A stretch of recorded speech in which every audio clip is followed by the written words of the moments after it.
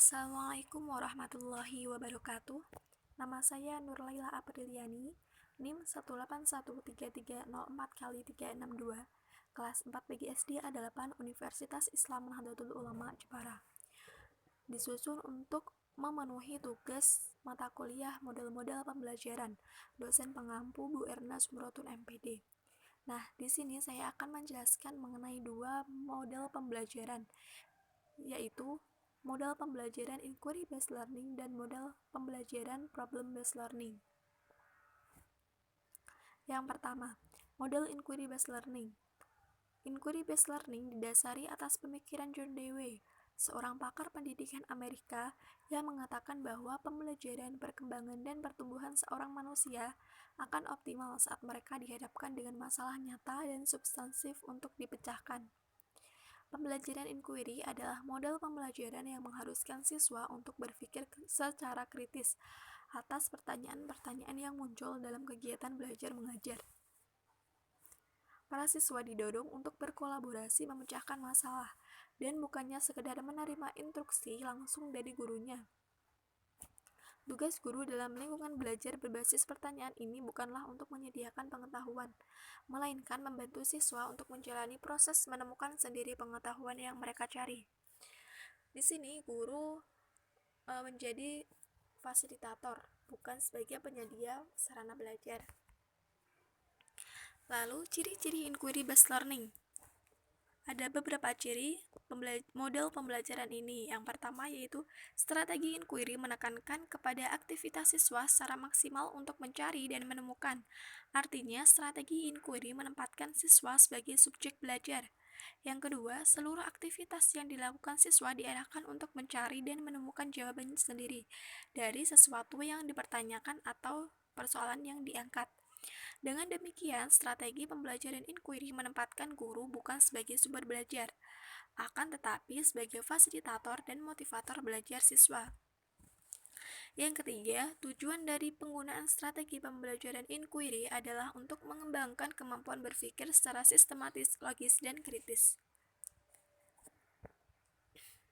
Yang kedua, yaitu kelemahan inquiry based learning menurut Arikunto 2014.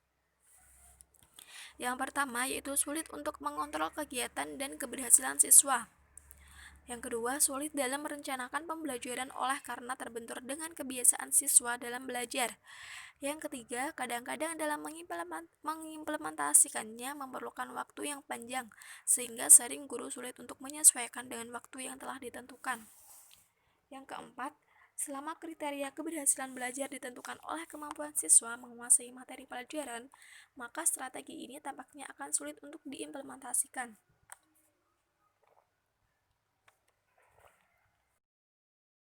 Lalu yang ketiga, kelebihan inquiry based learning menurut Arikunto 2014.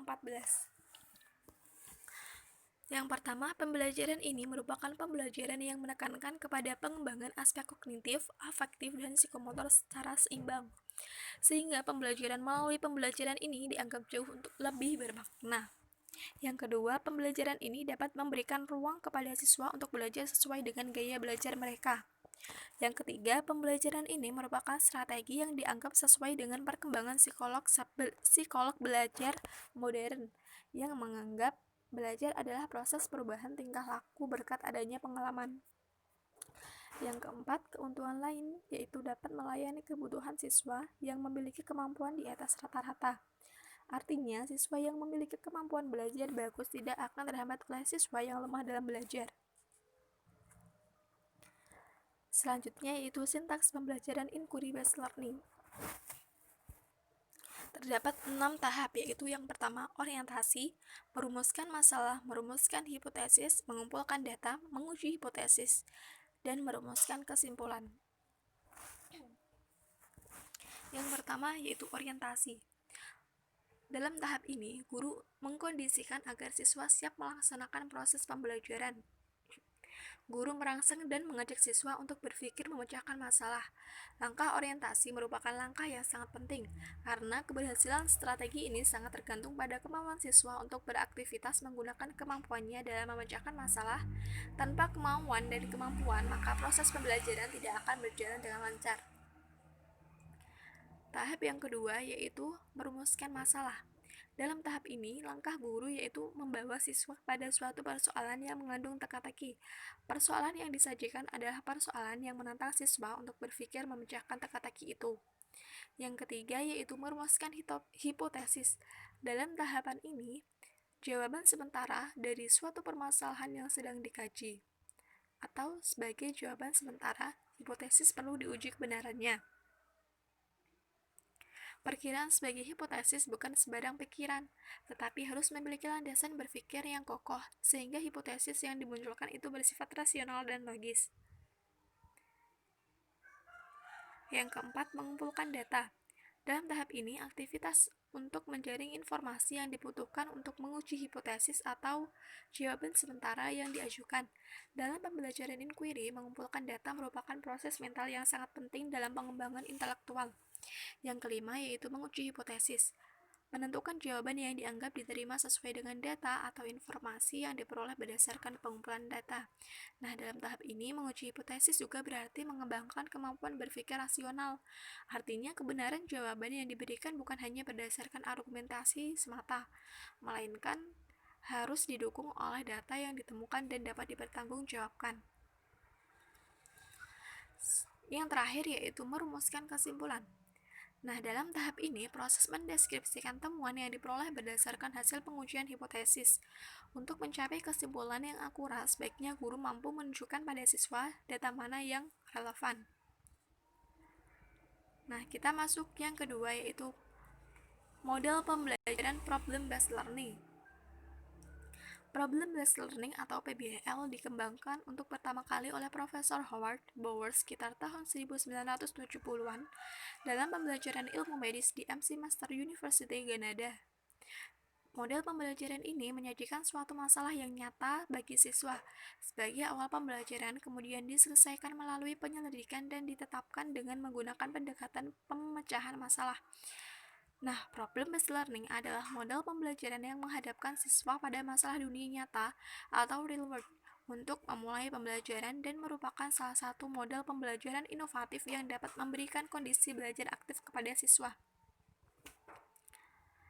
Nah, ciri-ciri model pembelajaran problem-based learning.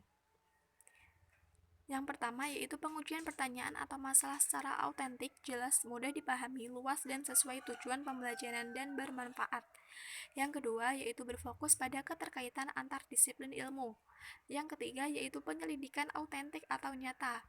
Dalam penyelidikan, siswa menganalisis oleh merumuskan masalah, mengembangkan dan meramalkan hipotesis, mengumpulkan dan menganalisis informasi, melakukan eksperimen, membuat kesimpulan, dan menggambarkan hasil akhir.